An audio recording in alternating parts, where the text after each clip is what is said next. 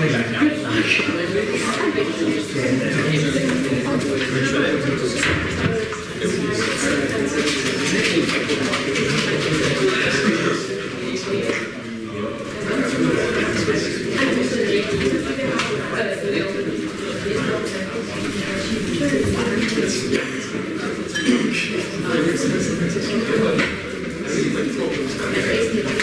everyone, I think we can get started now. Just before we start, okay, so just to let you guys know what's going on. This is a collaboration between the Math Society and SBS, the Society for Physics Students. This is the first time we're having a collab, so it's great to have Thato here. He's going to be giving a talk on Carroll Physics and the limit of general relativity. As Kate mentioned in her announcement, this is named after Lewis Carroll, who wrote Alice in Wonderland. So I'm interested to find out what that's about. Just a few announcements before we start. Professor Shock's second talk will be happening on the 8th of May. That was the Pokemon group. We will be having another talk. More information will be made available about that later. Just a reminder, we have a t-shirt competition where you can design t-shirts for our new merch. Thato is wearing the previous t-shirt, so if you need some inspiration. We have a few submissions so far, but keep them coming. Kate has been organizing the Training to the Birds Maths competition. That's on the 11th and 12th of May, so just be aware about that. And yeah, I think that's all the announcements. With that, Thato. Okay, I don't have a mic, so I'll try to be projected, I guess. Hi everyone, my name is Thato Thapo. I'm a master's student in applied maths. I did my undergrad in applied maths and physics. That's enough of my life story. Today I'm going to be telling you about Carroll Physics. And we will get into Carroll Physics, I promise, but I do want to take us through the history of Carroll Physics and how it was developed, because I believe it's a very interesting story, and it sort of adds a little meat to the math we'll be learning later. So the Carroll group, or rather the Lie algebra of the Carroll group, was formulated in 1965 and in 1966 by two mathematicians independently.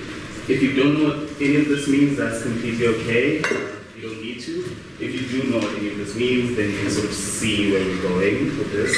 But the Carroll group was derived from the Poincaré group, which is really important in relativity and in physics in general.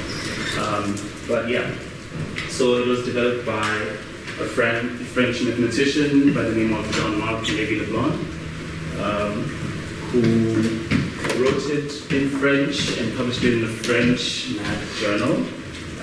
And the reason he did this was because when he was doing the calculations and all that stuff, he found that the results he was getting were unphysical, right? What that means is it sort of looked like fake physics, essentially. And he didn't want to, oversaturate the market. So what he did was just publish it in a French journal for whoever was interested. And the people who did get to read it also found it unphysical and quote-unquote useless. So that's why, it was in 1965, but it's only getting like a rise in popularity today, essentially. But it wasn't the only one that did this. N.D. Sen Gupta also did it in 1966 independently. Basically did the very same manner. He published it in English, but it was more of a popularity thing, and he didn't really, get the recognition for it until much later on. And I couldn't get a picture of him because Nance does not exist on the internet for some reason. But he worked on it, and finally he does get recognition for also developing the Carroll group. Now you might be asking yourself, well, we have Lévy-Leblond, we have Sen Gupta, where does Carroll fit in all of this? Why is his name attached to this branch of mathematics? Well, it turns out Lévy was a big fan of Lewis Carroll and Lewis Carroll's books, Alice in Wonderland and Alice's Lost Adventures, and also the maths that Lewis Carroll was doing, because he was a mathematician. You can tell he was a mathematician by the way he's holding that coffee mug. But yeah, so he was a big fan, and in the Alice in Wonderland books, he sort of talked about, the phenomena that takes place in Wonderland, where time tends to slow down. Alice falls down the well for like 1 million times steps, I guess. And Lévy saw that as sort of similar to the math that he was doing. He said, "Oh, this math that I'm doing sort of looks like this fictional universe, so I'm just going to put it all on Carroll. If people find this useless, Carroll's name's attached to it, not mine." So he did that, and Carroll Physics then turned out to be like this weird branch of math where people liked doing it, but then because they couldn't use it anyway, not enough people spent enough time doing it, right? And it was only in the early 2000s that people started to take notice. But before that, Freeman Dyson published a paper called Missed Opportunities. And in this paper, he sort of goes through or chronicles like the history of math and physics, where ideas, there was sort of a misinterpretation of ideas, and people didn't understand what other people were doing. And so they didn't take note of the usefulness of the maths and physics until like decades later. And this was adapted from the Gibbs lectures of the same name. And in those lectures, Gibbs would sort of talk about these ideas. The biggest of these ideas were the Maxwell's equations. Most of us here know what Maxwell's equations are, electromagnetism. And initially, this, as I highlighted there, this is the first clear sign of a breakdown in communication between physics and maths, right? But then we know today that these are like extremely important equations in physics to understand electrodynamics, essentially. And this isn't the only one, there's a bunch more, quaternions and vectors. Another good example of a missed opportunity. There's a cool YouTube series on the history of quaternions and vectors. Which, if you're interested, I can tell you about it afterwards. But we know today that vectors extremely important, but back then, Gibbs himself had to sort of justify, why we want to formulate vectors the way we do today. And it was a big debate around that time.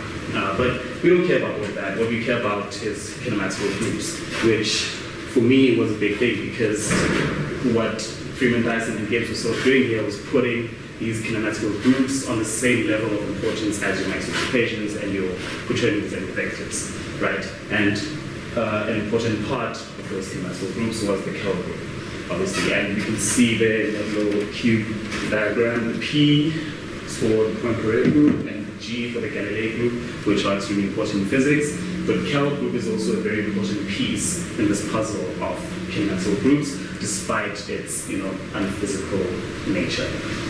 And you can find suitable applications for the Carroll group in physics, right? And that's what happened. In the early 2000s, people started to use it more and more in different areas of physics, black hole physics, string theory, holography, cosmology. People started to use Carroll physics more and more. And essentially this diagram shows how many times the end quotations of Lévy-Leblond's original paper on Carroll groups, and you can see after 2000 things started to rise up. The trend is similar for Sen Gupta's paper as well. Once Carroll groups started to gain more popularity, people found Sen Gupta's paper and then they started citing it more and more. Now, what is Carroll physics, right? Before we get into Carroll physics, I want to go into special relativity first, because I want to sort of look at Carroll physics through special relativity. This is not a lecture, so I'm not going to be very concrete on the definitions I give about special relativity. I just want to give you a feel of what's going on so that you can understand the later stuff. But special relativity, the way I understand it, is essentially about perspective, right? What am I doing in reference to the audience, or what is the audience doing in reference to me, right? It's all about perspective. And in physics, perspective, changing your perspective shouldn't change the physics that's happening, right? That's a very key concept in special relativity, right? And how can we see that? Let's take an example. Let's take Alice and Bob here. We have Alice on a train, moving at a constant velocity v. She's on top of the train, so you can't get very much.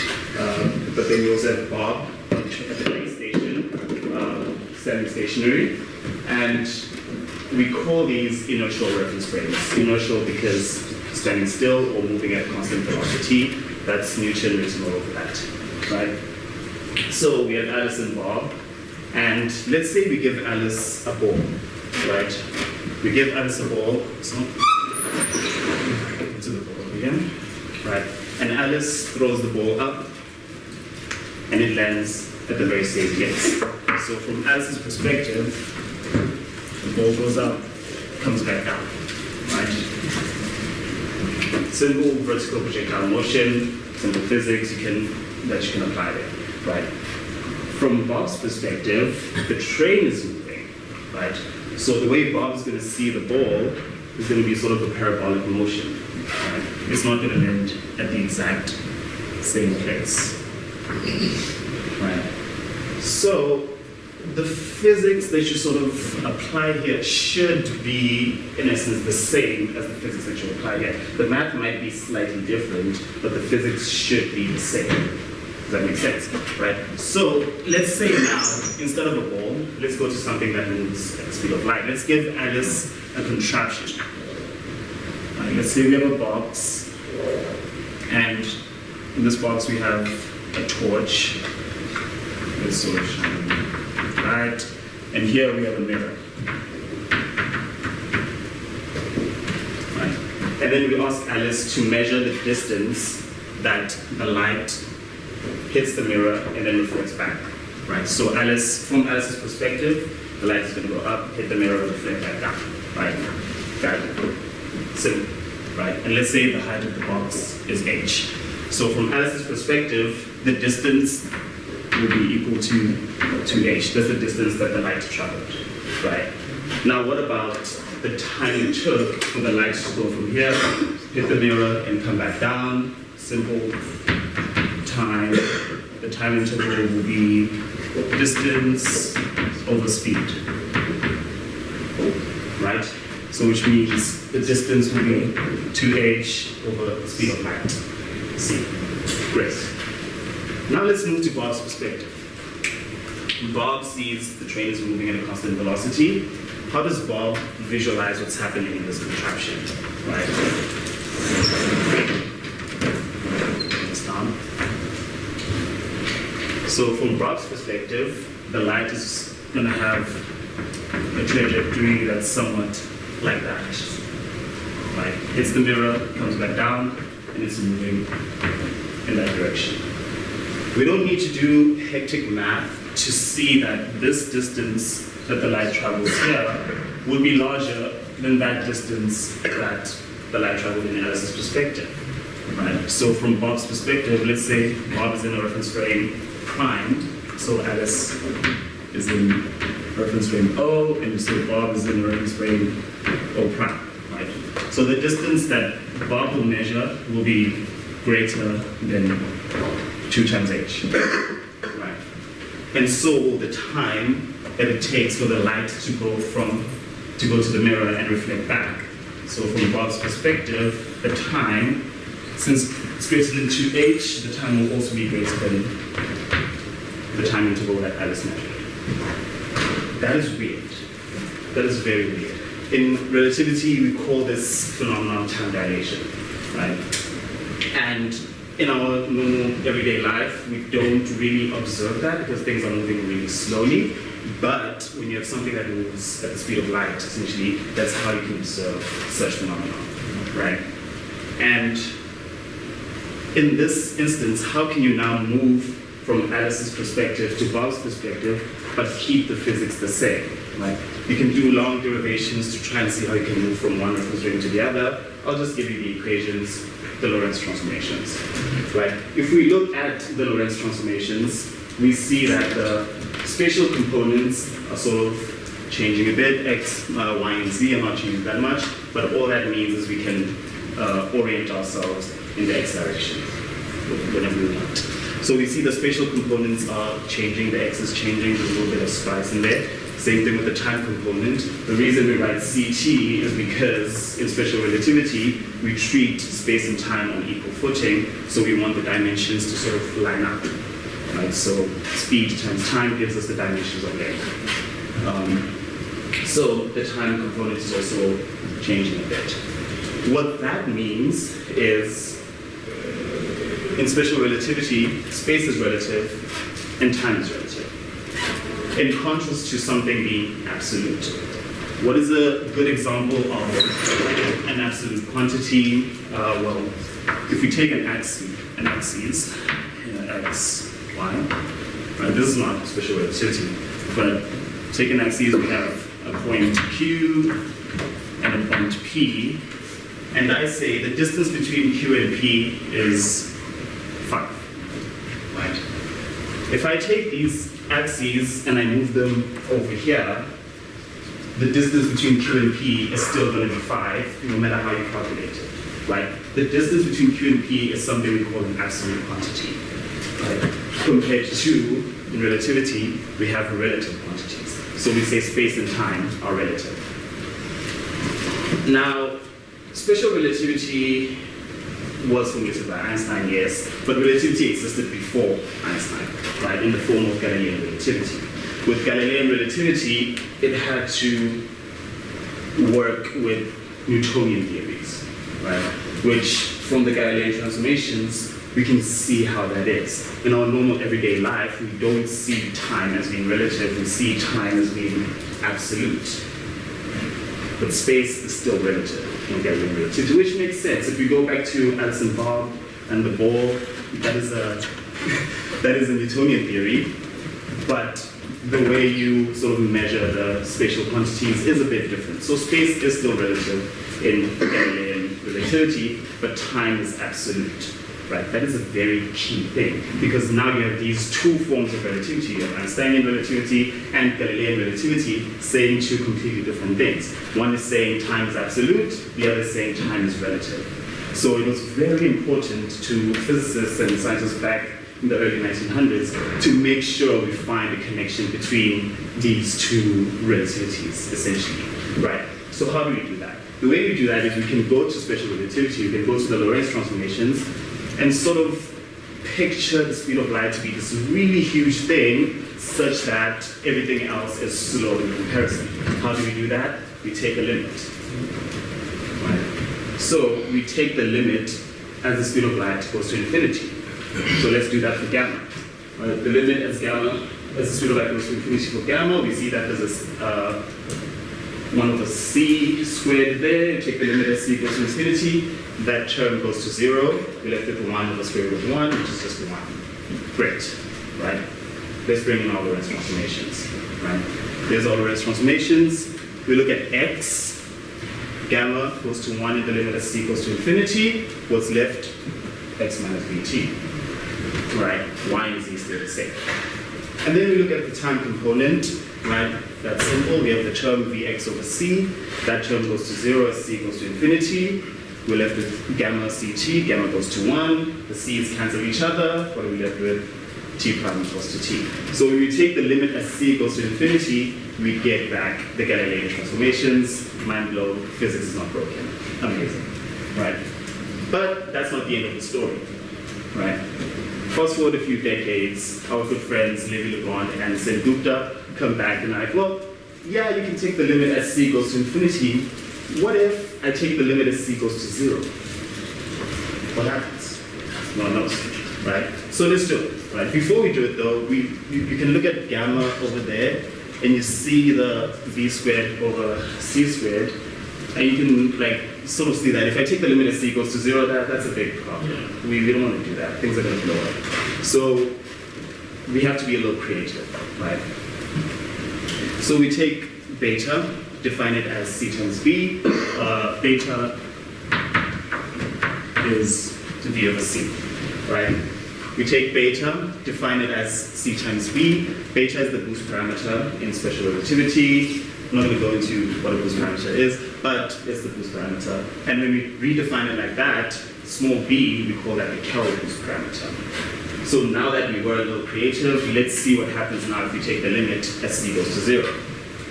Right, we look at gamma, you can call it gamma c for Carroll. Take the limit as c goes to 0, that c times v term disappears, gamma is equals to 1, amazing, right?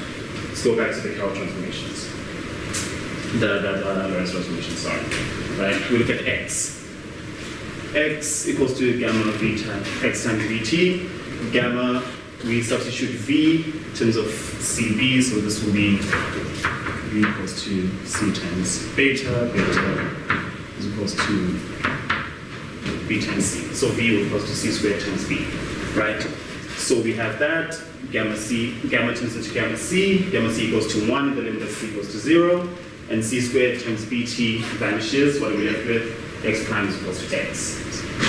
We go to the time component, c t prime is equals to that mess over there, and we see again, if we take the limit of c equals to 0, that's a problem, but hey, we have our good friend, the Newton's parameter, so we substitute that in, and we have gamma c equals to all of that, and c times b on that side now. But before we take the limit, we can pull out that factor of c outside, and when we do that, gamma c goes to 1, the c's cancel each other, and we have our Carroll transformations. X prime is equals to x, you know the space components are the same, but the time component, t prime, is equal to t minus dx. Right. When you look at this, what pops up? Like, what was the first thing that pops out? Space is absolute. Time is relative. Right? That's completely different to what we had with Galilean transformations, right? With Galilean transformations, space was relative and time is absolute, right? That's physical. That's something we observe in everyday life. But with Carroll transformations, that's a bit weird. It's a bit weird. Why is time relative? Why is space absolute? You know what I mean? And the consequence of this, I just end this, right? The biggest one could be causality, if you know anything about causality, but there's a way around it, sort of. So let's look at light cones. Let's look at light cones, right? The way we draw light cones are those sort of yellow lines there, we call them light-like. That's the light-like region, and then in the inside of the cone, and also at the bottom, we call that the time-like region, and on the sides, we call that the space-like regions, right? The stuff that we observe, normal everyday life, that falls into the time-like region. Everything that moves slower than the speed of light falls into the time-like region. Anything that moves at the speed of light is on the light-like region, and anything that moves faster than the speed of light is in the space-like region, right? But what the light cones are essentially saying is, if we have an event,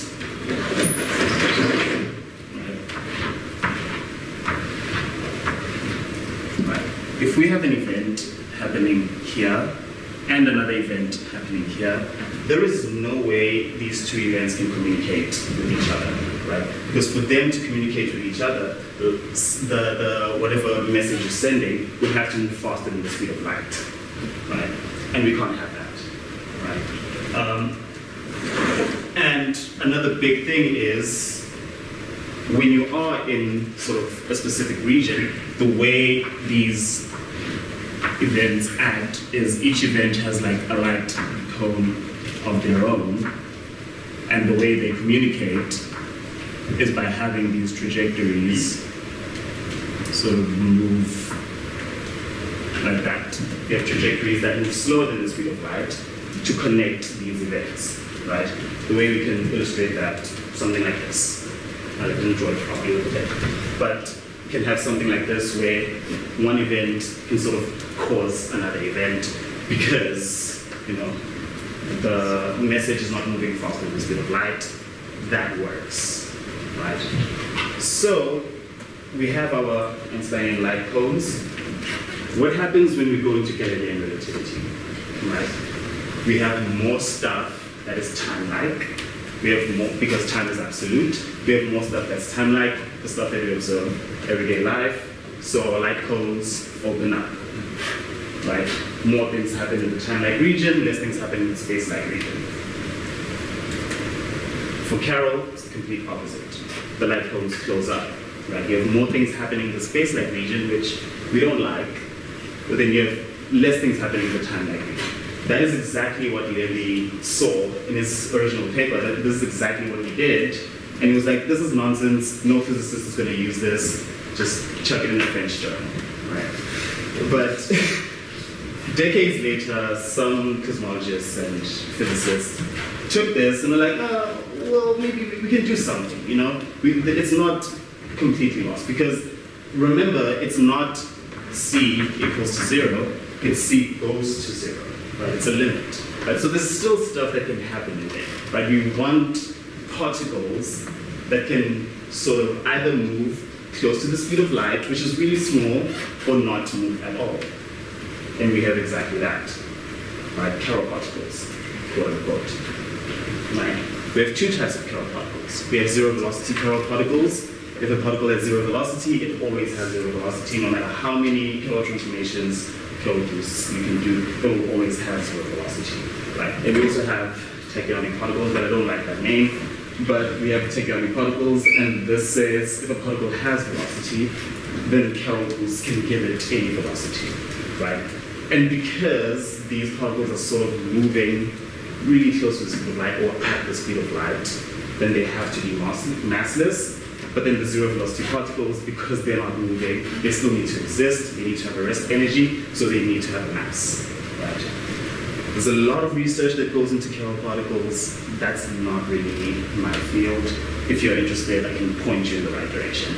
But essentially, if we have these Carroll particles, then we can sort of mitigate some causality issues we might run into. And this paper that I cited over there sort of talks more about that situation. Right. I know you might be asking yourself, well, the title said general relativity. Where is the general relativity? That is sort of clickbaity on my part because general relativity is hard. And I'm not going to try and explain GR in less than 45 minutes. I'm not going to try and do that. But you can essentially take the exact same concepts that I explained today and apply them to GR, but you have to be very cautious to avoid a lot of issues. You still have causality issues, you still have a lot of things, but also curvature comes into play and it messes with things. But taking the Carroll limit in GR is essentially limitless. You have to be very cautious if you try to do that, which forms a part of my research. That's what I'm doing. What I'm doing essentially is work centered around the early universe. There's a book called The Early Universe, which I'm looking at. Really cool book, very heavy on statistical mechanics. But essentially I'm trying to take the Carroll limit of fluids and understand fluids in Carroll space-time. When I talk about fluids, I'm talking about matter, radiation, cosmological constant, or dark energy, whatever you call it. And trying to understand how they evolved from the early universe, you know, into what we have today. And like I said before, there's a lot of cool physics you can do with this kind of math in that kind of setting. I can also apply to black holes, which is a whole different story. But yeah, that is Carroll relativity. In conclusion, I would like to read you an abstract from an article written by Lévy-Leblond in 2022 it was titled On the Unexpected Fate of Scientific Ideas and Archaeology of the Carroll Group. It reads, in 1965, I published a paper exhibiting a hitherto unknown limit of the Lorentz group, which I christened Carroll because of its seemingly paradoxical physical contents. Since I saw it as more curious than relevant, I published it in French in a journal somewhat afar from the mainstream of theoretical physics at the time. It was most gratifying to witness the quite unexpected favor this paper started to enjoy half a century later. So much that a so-called Carrollian physics is now developed, with applications in various domains of forefront theoretical physics, such as quantum gravitation, supersymmetry, string theory, etc. I offer this narrative as an example of the very diverse timescales with which scientific ideas may develop or not. This paper is what sort of inspired this talk, essentially. But thank you to MAMSOC, thank you to the SPS for organizing, my two supervisors, obviously, XNS for the money, and my research group. Thank you.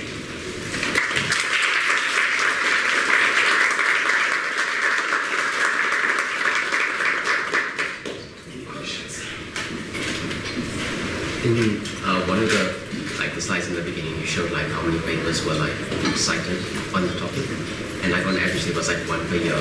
Was it a specific paper that sparked genuine interest in the topic, or how did that happen? I I wouldn't say there was a specific paper, more like a series of papers. Let me see if I can go back to it.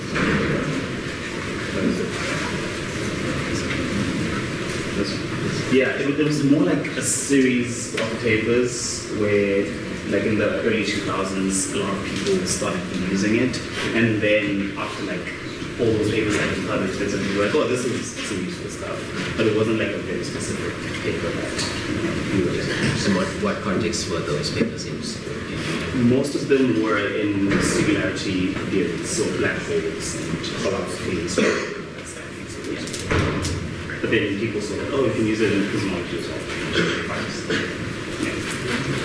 Any other questions? I'm just curious, maybe through a physics lens, what kind of potential uses or what are we kind of hoping to gain by considering these different limits of the speed of light? Because like, for example, when you showed the first limit of c going to infinity, the way I usually see, for example, the limit between from going to Galilean relativity is you could as well take that your velocity v is just much smaller than your speed of light. So you can still leave c constant and just take your v, so your speed of your reference frame, to just be much less than that. So setting c to infinity is kind of a different way of doing that, but then you get the same thing. So is that kind of showing that by kind of playing around with this limit of c, you can kind of try and reproduce different models, or what's the goal, I guess? I mean, when you say play around, there's only so much playing around you can do. You take the limit as equals to infinity, or the limit as equals to 0. Any other limit is something in between. So that's why like Galilean relativity and Carroll relativity are like special cases in that way. The use for Carroll physics, in terms of like directly measuring stuff, there's nothing yet, because most of the way it's used is in like singularity theories, per se, like the Big Bang or black holes, and we can't really look into the Big Bang as we would want to, essentially. So there isn't like a real direct way to sort of use it. Maybe there might be at some point in the future, but not currently. Yeah. So it's kind of to probe where our models are breaking down. So they're potentially like the potential causality type things might be different in those kinds of systems. Exactly. I mean, yes. Yeah, I mean, we also have to remember that the current model of general relativity, I guess, cannot really explain what's happening inside the black hole. So we need to find ways to, sort of probe what's happening inside there. And this is just one of those ways amongst many other ways. Any other questions? So the zero velocity particles, do they have infinite mass? No. I say that no has a a star. They might, but it's tricky because it also, let me see. So how would you apply any force to it? Yes. You apply force and doesn't move. That's the thing. Yeah, you can't. That's the thing. Like any force we apply is not going to do anything to it because of the limit of the speed of light.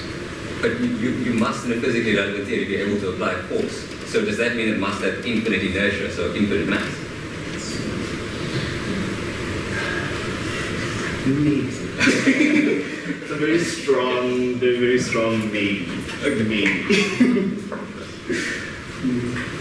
Any other questions? Okay, cool. If you do get any other questions at some point, then you can find me there. Cool, thank you.